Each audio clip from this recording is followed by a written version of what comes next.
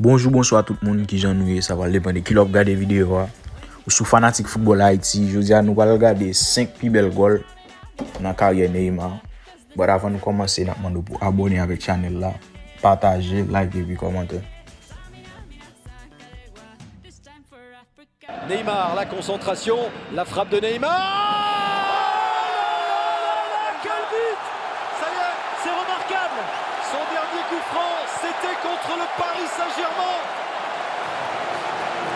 Quelle lunette! C'est dans le championnat. A lot to do here. Suarez in the strike from Neymar. Neymar! Genius from Neymar! Are you kidding me?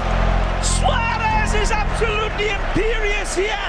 The dispatch is beyond magisterial. What a goal! He had an enormous. Neymar, facilidade do Neymar, levitando o jogador do Santos.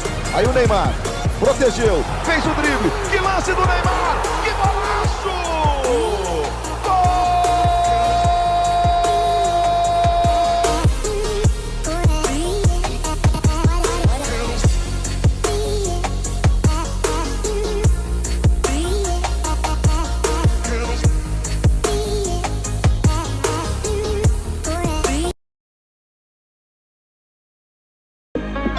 Boa bola do Giovani pro Neymar, foi pra dentro da área, mais um corte, outro lindo, vai pintar um golaço, tirou o goleiro! Gol!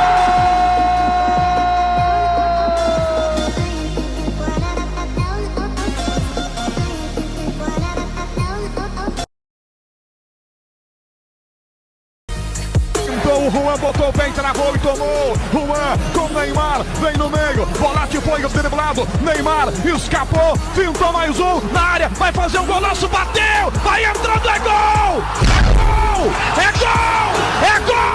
É gol! É gol! Sensacional! Je dis merci à tout le monde qui a regardé la vidéo. On va aller pour abonner avec la chaîne, partager, like et puis quitter un commentaire en bas de la vidéo. Et puis, on le fait.